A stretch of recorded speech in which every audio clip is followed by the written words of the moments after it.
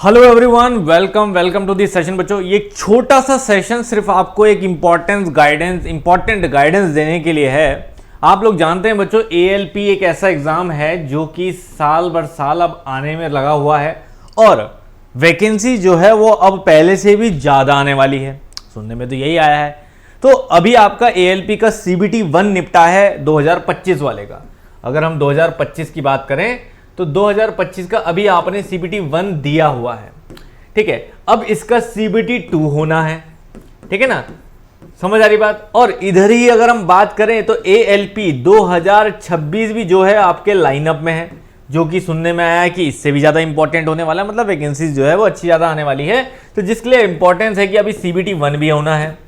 तो अगर बच्चों देखा जाए तो ALP लेवल पे जो भी बच्चे इंटरेस्टेड हैं, चाहे वो डिप्लोमा वाले हैं, ITI वाले हैं, क्योंकि लगभग वैसे तो बेसिक पोस्ट जो है वो ITI लेवल की है, लेकिन इवन आप देखते ही हैं कि डिप्लोमा वाले सिलेक्शन के लिए जो है वो इसको भी पूरा टारगेट करके चलते हैं।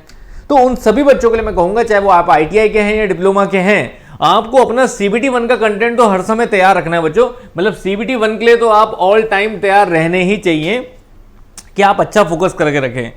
लेकिन साथ साथ जरूरी है, क्योंकि CBT 1 अकेले से कुछ नहीं होने वाला। CBT 1 जितनी वैकेंसी आएगी उससे कई ज़्यादा बच्चे CBT 1 में क्वालिफाई हो जाते हैं, लेकिन प्रॉब्लम तो कहाँ फंसती है, जब आप CBT 2 भी नहीं निकाल पाते। तो अगर CBT 2 नहीं निकलेगा तो फिर CBT 1 निकालने का कोई लॉजिक नहीं हुआ, उल्टा टाइम वेस्ट हो गया, समझ ना। तो ऐसे में जरूरी यह है कि CBT 1 तो सुनिश्चित करना ही करना है कि हर बच्चा ये नॉन टेक्निकल पार्ट को निकाले ही निकाले।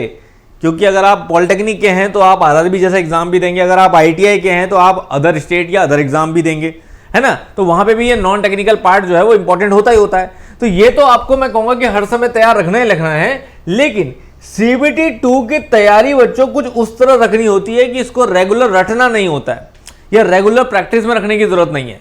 आपका बस तैयार रहना चाहिए, चाहे वो बेसिक साइंस एंड इंजीनियरिंग वाला पोर्शन है, चाहे वो आपका ये ट्रेड टेस्ट वाला पोर्शन है। तो इसमें आपको पता होना चाहिए बच्चों कि चाहे आप अभी वाला CBT 2 देने जा रहे हो या अगले वाला, आपको यह पता होना चाहिए कि आपका ट्रेड टेस्ट, आपका साइंस एंड इंजीनियरिंग, ये पार्ट आपका बिल्कुल रेडी रहना चाहिए बच्चों हर समय। मतलब इसको आप रटिए मत, ये रेगुलर प्रैक्टिस भी नहीं चाहिए। इसमें आपको सिर्फ क्या चाहिए, कंटेंट।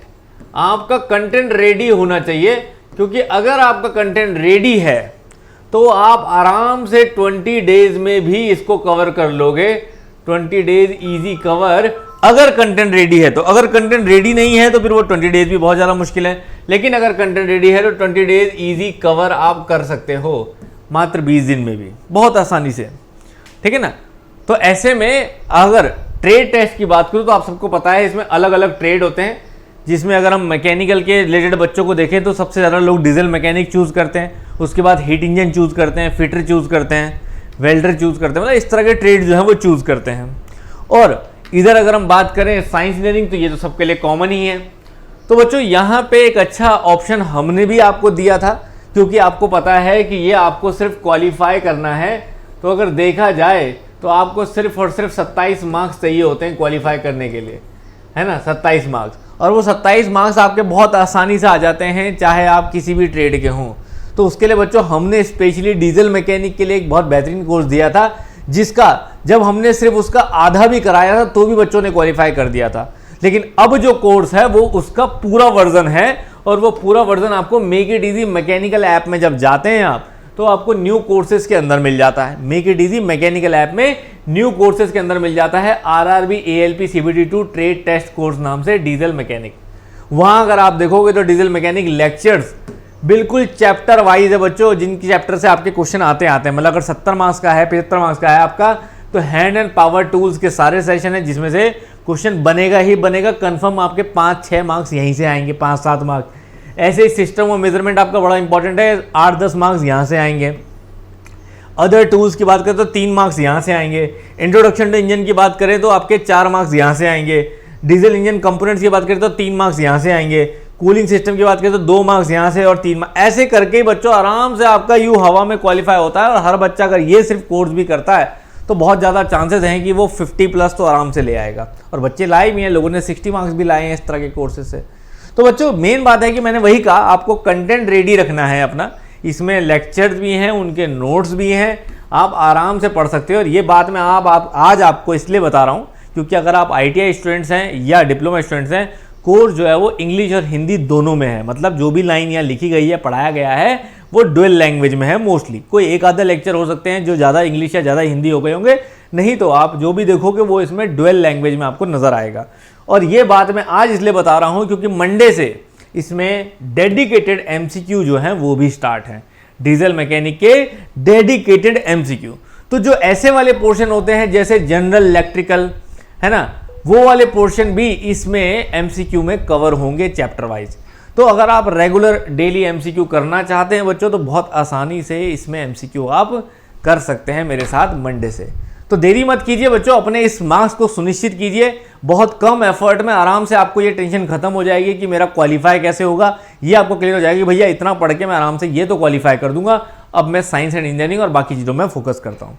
क्लियर है? तो ऑल दी वेरी बेस्ट बच्चों। बाकी कोई भी क्वेरी आपकी है तो कमेंट बॉक्स में आप लिख सकते हैं। ये कोर्स इक्वली इंपॉर्टेंट ITI के लिए बनाया गया है और इक्वली इंपॉर्टेंट हर ALP के एस्पिरेंट के लिए बनाया गया है। तो अगर आप हमारे इस ITI सेक्शन में जुड़े हुए हैं तो भी आपके लिए उतना ही इंपॉर्टेंट है, और अगर आप हमारे डिप्लोमा सेक्शन में जुड़े हुए हैं तो भी ये कोर्स आपके लिए उतना ही इंपॉर्टेंट हो जाता है अगर आप ALP के एस्पिरेंट हैं। और बच्चों ALP जैसे मैंने कहा कि कंटिन्यूएशन में है, तो इस बार आप जितना भी दोगे और अगर किसी वजह से रह जाता है या कोई गलती, तो कम से कम सेकंड टाइम आपकी प्रोबेबिलिटी बढ़नी चाहिए। ये नहीं कि यहाँ से किया फिर कहीं से किया फिर कहीं से किया, क्योंकि मैक्सिमम नॉन टेक्निकल प्लेटफॉर्म्स जो हैं वो टेक्निकल चीज़ें सही नहीं करवा पाते हैं, ऐसा देखा गया है, जिसके वजह से बच्चा क्वालिफाई करने के बाद भी CBT 2 में डिस्क्वालीफाई हो जाता है due to this trade test. तो ऐसी गलती ना करें, अपने मार्क्स को सुनिश्चित करें बच्चों। हम लोगों को सालों का 15 सालों का एक्सपीरियंस है कि टेक्निकल में कहाँ क्या कैसे कराया जाए, कितना कराया जाए और क्या क्वेश्चन पूछ सकता है। उस एक्सपीरियंस का फ़ायदा मिलता है कि बच्चा आसानी से क्वालिफाई कर पाता है। ठीक है, तो बाकी आपकी कोई भी क्वेरी है वो आप कमेंट बॉक्स में जरूर लिखें। Thank you very much, all the very best.